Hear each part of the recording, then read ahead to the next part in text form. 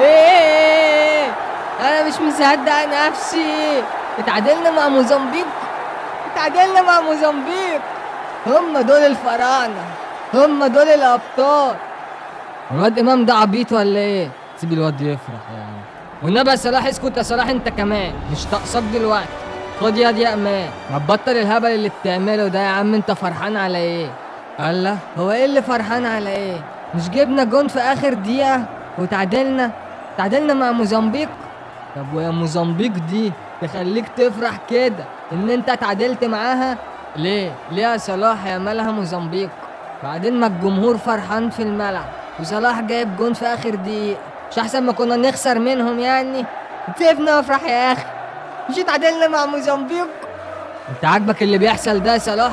ساكت يعني ما بتتكلمش؟ انت لسه شفت حاجة يا صلاح؟ بقى انا تشتموني تقولوا لي كل الاهداف مقدسة والمصحف لو اوريكم. يا صلاح انت بتتحول علينا؟ ده انت ناقص كنت تضيع ضربة الجزاء. مين قالك اني ما كنتش عايز اضيعها؟ انا منشنها في العرض عشان ترد بره، حظكوا انها دخلت جوه. لا يا صلاح انا مش مصدق. انت بتقول ايه؟ دي صدمة عمري. انا هقول للناس. يا جدعان اقطم ياد، لو فتحت بقك هشقك نصين. الكلام ده ما يطلعش براتنا احنا التلاتة.